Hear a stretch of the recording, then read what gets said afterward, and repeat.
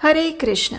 हिंदू नववर्ष की सर्वप्रथम एकादशी यानी कामदा एकादशी की आप सबको बहुत सारी शुभकामनाएं। ये नववर्ष और एकादशी तिथि आप सबके जीवन में हर प्रकार के सुख, समृद्धि, स्वास्थ्य और भगवान श्री हरि की भक्ति लेकर आए, ऐसी हम प्रार्थना करते हैं। वायु पुराण में कहा गया है, एकादशी व्रतम यस्तु भक्तिमान कुरुते नरः सर्व पाप विनिर्मुक्तः स विष्णुर्याति मंदिरम। यानी वो व्यक्ति जो भक्तिमय भाव से एकादशी व्रत का पालन करता है, समस्त कठिनाइयों और पापों से मुक्त हो जाता है। शुद्ध होने के बाद वह भगवान विष्णु के धाम को प्राप्त करता है। इतनी महत्वपूर्ण होती है एकादशी तिथि। तो चलिए आज चैत्र मास के शुक्ल पक्ष में आने वाली अत्यंत विशेष कामदा एकादशी की पौराणिक कथा का श्रवण करते हैं। आइए आज की कथा आरंभ करते हैं।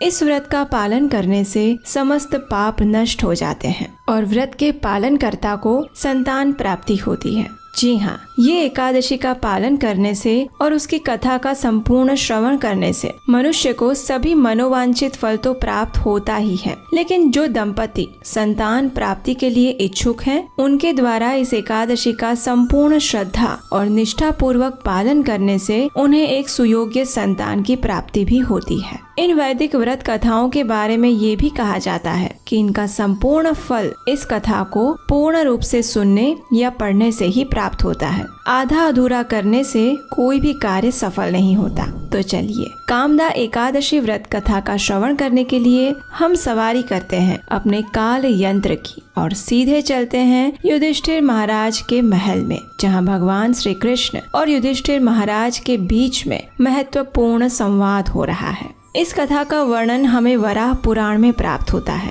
एक समय युधिष्ठिर महाराज ने भगवान श्री कृष्ण से पूछा, हे केशव, मेरा प्रणाम स्वीकार करें और कृपया आप मुझे चैत्र मास के शुक्ल पक्ष में आने वाली एकादशी के विषय में बताएं। इस एकादशी का नाम क्या है और उसका महात्म्य क्या है? इस व्रत को पालन करने की विधि भी मुझे अवश्य बताएं प्रभु। युधिष्ठिर महाराज की बात सुनकर भगवान ने उत्तर देते हुए कहा, हे प्रिय युधिष्ठिर महाराज, एक समय की बात है जब प्रभु रामचंद्र के पितामह महाराज दिलीप ने भी अपने गुरु वशिष्ठ ऋषि से यही प्रश्न किया था। उस समय उन्होंने जो वर्णन कह सुनाया था उसे अब आप ध्यान पूर्वक सुनिए। अनेक वर्षों पूर्व रत्नपुर नामक गंधर्वों और किन्नरों का एक राज्य था। उसमें पुंडरीक राजा निवास करते थे। गंधर्वों और किन्नरों का ये राज्य स्वर्ण और कीमती रत्नों से सुशोभित था। चारों ओर सुख, समृद्धि और प्रसन्नता का वास था। इस राज्य में ललित नाम का एक गंधर्व अपनी पत्नी ललिता के साथ रहता था।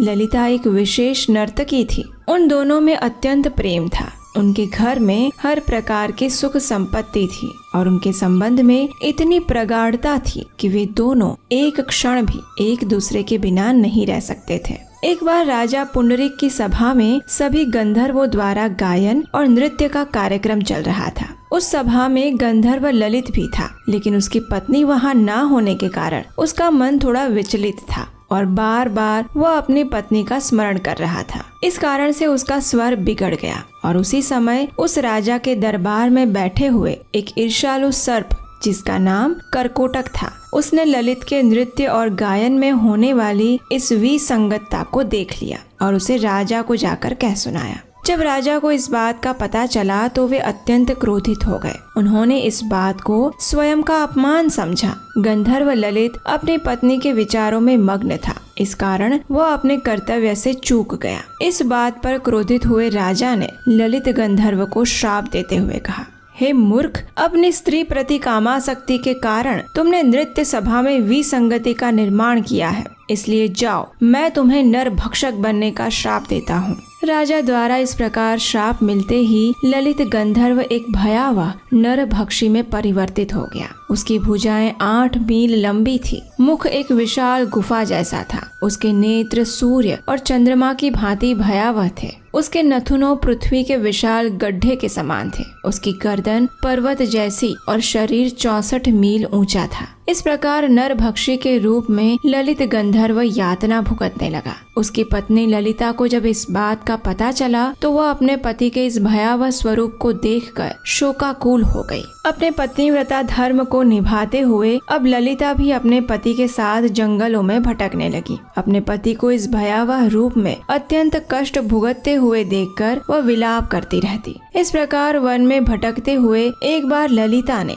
ऋषि श्रृंगी का आश्रम देखा। वह तुरंत आश्रम में गई और वहां जाकर उसने ऋषि श्रृंगी को प्रणाम किया। ललिता को देखकर आशीर्वाद देते हुए ऋषि श्रृंगी ने उससे पूछा, हे देवी, तुम कौन हो? तुम्हारे पिता कौन है? और तुम इस प्रकार यहाँ इस जंगल में क्या कर रही हो? ऋषि के वचन सुनकर ललिता ने कहा, हे ऋषिवर, मैं महान गंधर्व वृंदावन की पुत्री हूँ। मेरे पति गंधर्व ललित को राजा पुंडरीक ने श्राप दिया हुआ है, जिसके कारण वे नरभक्षी राक्षस बन गए हैं। उनका ये कष्ट देखकर मैं अत्यंत दुखी हूँ। हे ऋषिवर, कुछ ऐसा उपाय करें जिसके द्वारा मेरे पति को इस राक्षस योनि से मुक्ति मिल सके। ललिता की प्रार्थना सुनकर ऋषि श्रृंगी ने कहा, हे गंधर्व कन्या, आने वाले कुछ ही दिनों में चैत्र मास के शुक्ल पक्ष की कामदा एकादशी आने वाली है। तुम इस व्रत का श्रद्धा और कठोरता पूर्वक पालन करो और उससे प्राप्त पुण्य फल को अपने पति को अर्पित कर दो। इससे वे अपनी राक्षस योनि से मुक्त हो जाएंगे। यह व्रत समस्त इच्छाओं को पूर्ण करने वाला है। ऋषि के वचन सुनकर सांत्वना प्राप्त ललिता ने श्रद्धा और निष्ठा पूर्वक कामदा एकादशी व्रत का पालन किया। द्वादशी के दिन भगवान वासुदेव और ब्राह्मणों के समक्ष उसने कहा,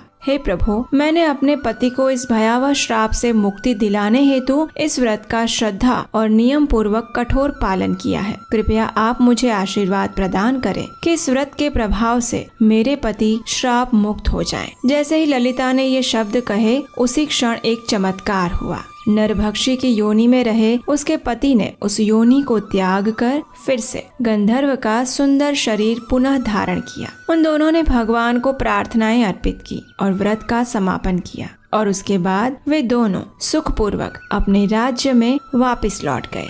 इस कथा का समापन करते हुए भगवान श्री कृष्ण ने कहा, हे युधिष्ठिर महाराज, यह व्रत इतना पवित्र है कि जो कोई भी व्यक्ति इस अद्भुत कथा का श्रवण भी करेगा, वह ब्रह्म हत्या के पाप और आसुरी श्राप से भी मुक्त हो जाएगा। तीनों लोकों में समस्त जीवों के लिए इससे अधिक श्रेष्ठ दिन और कोई नहीं है। तो ये थी कामदा एकादशी के महात्म्य का वर्णन करती हुई पौराणिक कथा। अब हम देखते हैं कि इस एकादशी व्रत का पालन करने की व्रत विधि क्या है। सामान्यतया लोगों में ये मान्यता होती है कि एकादशी के दिन केवल उपवास करने का ही महत्व है, लेकिन ऐसा है नहीं। एकादशी वे भगवान श्री कृष्ण को अत्यंत प्रिय है और इस दिन एकादशी उपवास के साथ साथ भगवान के दिव्य नाम का उच्चारण करना अत्यंत महत्वपूर्ण है। अब आप सोच रहे होंगे कि भगवान के तो बहुत सारे नाम हैं, कौन से नाम का उच्चारण करें? तो कलयुग के अवतार भगवान श्री चैतन्य महाप्रभु ने हमारे लिए यह कार्य अत्यंत सरल बना दिया है।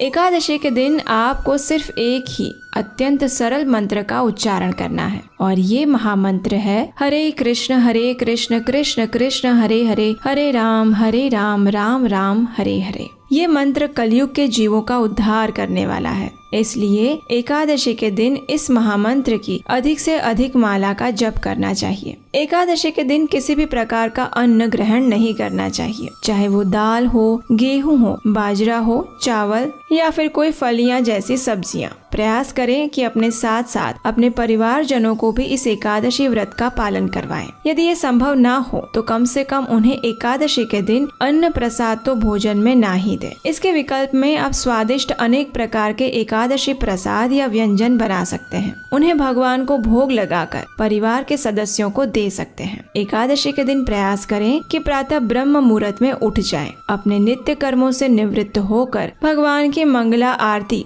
अपने घर में करें अथवा उसका ऑनलाइन दर्शन करें। तुलसी देवी को जल अर्पित करें और उनकी 4 बार प्रदक्षिणा करें। घर में आप संध्या के समय कीर्तन भी कर सकते हैं। इस प्रकार एकादशी के दिन संपूर्ण समय हरि भजन और भगवान के महामंत्र का नाम उच्चारण करने में व्यतीत करें और दूसरे दिन प्रातः पारण के समय पर किसी भी अन्न प्रसाद के साथ आप एकादशी व्रत का पारण कर सकते हैं। पारण से पूर्व ब्राह्मणों या वैष्णवों को दान दे सकते हैं। एकादशी के अगले दिन यानी द्वादशी पर निर्धारित समय पर ही पारण करने का विशेष महत्व है। अगर आपको आज का ये वीडियो अच्छा लगा है और अगर आप हमारे द्वारा किए जा रहे वैदिक कथाओं और वैदिक एकादशी व्रत के प्रचार कार्य का सपोर्ट करना चाहते हैं तो स्क्रीन पर दिए गए नंबर पर आप हमें अपना आर्थिक सहयोग भेज सकते हैं। आपके द्वारा भेजे गए योगदान से हम आने वाली कथाओं को और बेहतर रूप में आपके समक्ष लेकर आ सकते हैं। इस एकादशी कथा को अपने मित्रों परिवारजनों को शेयर कर दीजिए ताकि उन्हें भी कामदा एकादशी व्रत कथा सुनने का पुण्य फल प्राप्त हो।